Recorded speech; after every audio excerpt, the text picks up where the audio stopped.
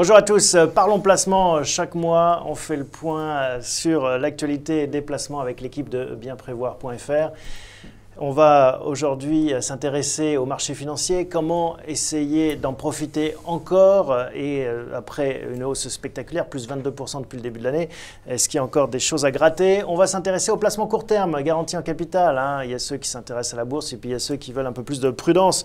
Et on verra qu'il y a peut-être des astuces à côté desquelles il ne faut pas passer.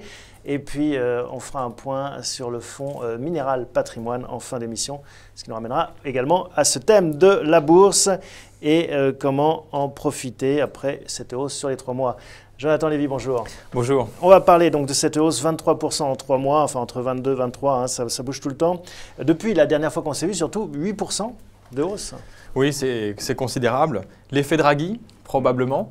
Depuis qu'on s'est vu, Draghi a acheté 60 milliards de dettes quand même sur les marchés financiers, excusez du peu, c'est pas rien. Il y a eu un effet très fort sur les taux ont beaucoup baissé, ils ont continué à baisser, par anticipation ils avaient baissé, ils ont continué à baisser. La France, vous avez vu, a emprunté à 0,46 à 10 ans. L'Allemagne est presque négative. L'Allemagne est presque négative, jusqu'à 7 ans elle est négative, à 10 ans elle est presque, elle n'est pas loin. Cet effet est très fort sur les taux d'intérêt, sur l'euro. L'euro a continué à baisser. Par anticipation, l'euro avait déjà baissé beaucoup. Ouais. Et donc, il faut trouver d'autres placements. Les marchés se sont tournés vers les actions qui rapportent plus que les obligations, qui ne rapportent plus rien aujourd'hui. Et pourtant, la question que tout le monde se pose, après une hausse de plus de 20% depuis le début de l'année, est-ce que la Fed peut continuer ou est-ce qu'il est temps de sortir, de prendre un peu de recul? Bien, d'abord, on a parlé de l'alignement des planètes. Vous vous souvenez la dernière fois? Absolument. Eh bien, l'alignement des planètes… On rappelle, des taux bas, un euro qui recule, un pétrole pas cher. Exactement, c'est ça l'alignement des planètes. L'alignement des planètes, ça provoque la marée du siècle. C'est oui, ce qu'on a eu. C'est ce qu'on a eu, absolument. On l'a eu, vous l'avez vu. Ouais. La marée du siècle, c'est 23% depuis le début de l'année. Mais sur ces 22 ou 23%, je dirais qu'il y a à peu près les 2 tiers quand même qui ne sont pas liés à l'effet Draghi uniquement, qui sont liés à un effet qui est économiquement beaucoup plus favorable, un contexte économique beaucoup plus favorable sur la zone euro. Le FMI l'a rappelé encore ce matin, le chef économiste du FMI l'a rappelé encore ce matin. Ils ont revu à la hausse la croissance dans la zone euro. L'Espagne, par exemple, depuis qu'on s'est vu le 10 mars dernier, l'Espagne, la Banque d'Espagne, la Banque nationale, s'attend à une croissance de 2,8% en Espagne sur 2015. Donc ce que vous nous dites, c'est qu'il y a des faits tangibles. L'économie va mieux, un peu partout dans la zone euro notamment. Oui. En France, on verra, mais ça va mieux. Et donc, c'est pour ça que les marchés financiers qui aiment anticiper gagnent du terrain. Exactement. Ils ont anticipé que les résultats des entreprises vont suivre cette amélioration économique globale. Mais cela dit, une fois qu'on a gagné 20%, on se dit c'est une très bonne année boursière déjà. On peut partir en vacances et puis regarder la suite. Effectivement, alors, mais pour un tiers, c'est le fait que le sentiment général est augmenté, le fait que les marchés, les investisseurs aient plus le moral, tout simplement. C'est le moral des investisseurs qui s'améliore, les gens sont prêts à prendre plus de risques et donc les multiples augmentent, ce qui veut dire que la bourse est un peu plus chère. Mais elle n'est pas plus chère de 23%, c'est ça que j'essaye d'expliquer, elle est plus chère plutôt de 7%. À peu près. Donc il n'y a pas de bulle par rapport à la situation qu'on a vécue l'année dernière. Le mois dernier, vous avez dit 5500 à la fin de l'année. Vous êtes toujours sur cet horizon? Oui, il me semble que c'est effectivement un bon niveau. On va avoir un palier parce qu'en fait, comme je disais, une partie de la hausse est liée à l'anticipation des résultats des entreprises. Maintenant, il va falloir attendre que les entreprises publient leurs résultats et qu'on vérifie que les anticipations étaient bonnes, que les résultats sont en ligne avec les attentes qui sont très fortes vis-à-vis des entreprises. Qu'est-ce qu'on fait? De 2 choses l'une, soit je suis dans le marché et j'hésite à rester, ou je n'y suis pas et j'hésite à rentrer. Alors, si on est dans le marché, effectivement, je pense qu'il va continuer à monter un petit peu. Donc on se laisse porter. On peut se laisser porter encore un petit peu.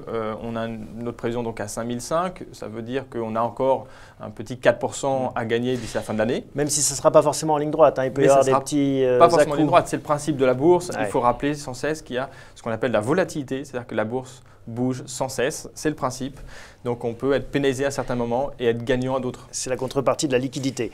Et alors donc, vous êtes venu quand même avec une idée. Oui, pour ceux qui ne sont pas dans le marché, comment rentrer dans dans le marché aujourd'hui, sachant qu'il a déjà monté de 22%? C'est une vraie question que vous avez raison de poser. Alors aujourd'hui, je pense qu'il faut aller plutôt sur des secteurs en particulier, c'est là où il y a le plus de potentiel, et non pas sur l'indice en général qui, lui, à mon avis, va atteindre une sorte de plafond de verre, en tout cas à court terme. Un des secteurs qu'on aime bien chez bienprévoir.fr, c'est le secteur automobile. Pourquoi? Pourquoi? Parce que quand vous regardez d'abord les fondamentaux, les ventes automobiles sont en plein rebond. En fait. Un secteur dont il faut rappeler qu'il a énormément souffert de la crise financière à partir de 2009. Et c'est logique parce que finalement, beaucoup des achats automobiles sont financés par du crédit. Et donc, qui dit moins de crédit, dit moins d'autos vendus. Et puis, un contexte de crise qui fait qu'on n'a pas envie de changer sa voiture. Exactement, vous avez raison de le rappeler. Je pense que ça explique en grande partie la hausse. C'est ce qu'on avait déjà vécu aux États-Unis avec le quantitative easing qu'ils ont mis en place, l'assouplissement monétaire. On avait vu la conséquence sur le redémarrage concomitant du marché automobile. C'était vraiment concomitant avec la politique monétaire de la Fed. Et là, on voit, il faut savoir que 75%, donc les 3/4 des ventes sont faites à crédit. Donc un crédit moins cher, c'est plus d'automobiles vendues. Plus d'automobiles vendues, c'est un coût d'une voiture donc, moins cher. On s'intéresse au secteur automobile, on le joue comment? On achète du Peugeot, du Renault, voilà, du Fiat, du Volkswagen? Nous, on a envie de jouer en fait les Françaises pour jouer le recovery. On est à la fois sur des valeurs cycliques qui profitent donc de la reprise économique, le scénario qu'on a évoqué, et puis en même temps le scénario de recovery, c'est des sociétés, notamment Peugeot, qui ont d'énormes problèmes, mais qui ont mis en place des efforts, qui ont fait des efforts importants à tout niveau, la direction, les salariés, pour restructurer la société. Et ils ont baissé les coûts de fabrication des voitures. Donc on a une amélioration du chiffre d'affaires par les ventes qui sont en hausse. Ouais. On a une diminution des dépenses. On a ce qu'on appelle un effet ciseau ultra favorable. On a des résultats qui sont attendus en forte hausse. Mais une action Peugeot qui a déjà gagné 70%. Alors c'est pour ça qu'on a envie de le jouer au travers un produit structuré. C'est quoi un produit structuré? Un produit structuré, c'est un produit qui est émis par une banque. C'est une dette obligataire d'une banque, mais dont le coupon et le remboursement du capital dépendent d'un sous-jacent. Là, les sous-jacents qu'on a choisis, c'est justement ce secteur automobile Peugeot, Renault. Et avec des scénarios, des scénarios même, qui varient en fonction du parcours de ces actions. Donc en fait, vous nous avez apporté des graphiques, on va les découvrir ensemble. Je vous laisse les commenter. Alors, donc le premier, donc là, c'est premier scénario, c'est le scénario défavorable. Il faut avoir en tête que, effectivement, quand on fait un investissement, il y a une part de risque, nécessairement.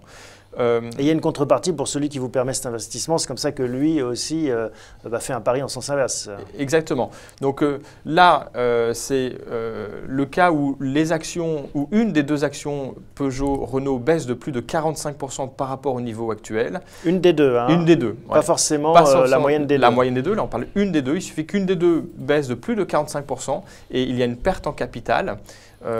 Qui équivaut en fait à la performance de cette action-là. Donc ça veut dire que c'est sur la durée, si au bout des 24 mois… Des 6 ans. Des 6 ans, à T24, d'accord. À T24, oui, c'est 24 trimestres. 24 trimestres, pardon. Au bout des 6 ans, l'action Renault ou l'action Peugeot est sous les 45% par rapport au moment où on l'a acheté. Eh bien, on se retrouve avec le prix de cette action, et comme si on avait investi directement dans l'action Renault ou Peugeot. Effectivement. Deuxième graphique, si au bout des 6 ans, on est passé par des hauts et des bas, on a cassé ce plafond des 45%, mais qu'on est revenu quand même au-dessus, par exemple à 60%, on est en baisse, mais à 60%. Eh bien là, en fait, le produit au terme va distribuer tous les coupons. Les coupons sur ce produit sont de 10% par an. Donc il va verser 6 coupons de 10%, 60% de gains, alors même que l'action qui a le plus baissé a baissé de, par exemple, 40%. On est au-dessus de la barrière de protection. D'accord. Donc on va revenir à 100% à peu près dans le cas qui est sur ce graphique. On va avoir le remboursement du capital plus des coupons de 60%. On aura gagné… Donc, ah d'accord, donc 100 plus 62. 100 plus 62, plus précisément. Donc c'est pour ça d'ailleurs, c'est vraiment ce scénario-là qui nous fait dire que ce produit est intéressant. Parce qu'on voit que même s'il y avait une correction des actions, puisqu'on disait la bourse peut être considéré comme cher pour certains.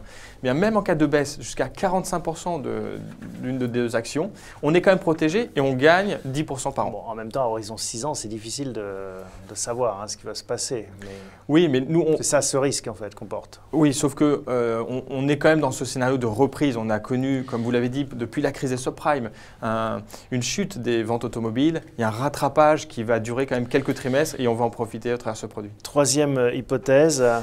Alors, le troisième scénario, c'est le scénario favorable. Si à une date de constatation, les deux actions sont en hausse, le produit s'arrête, on est remboursé de son capital, plus 10% par année écoulée.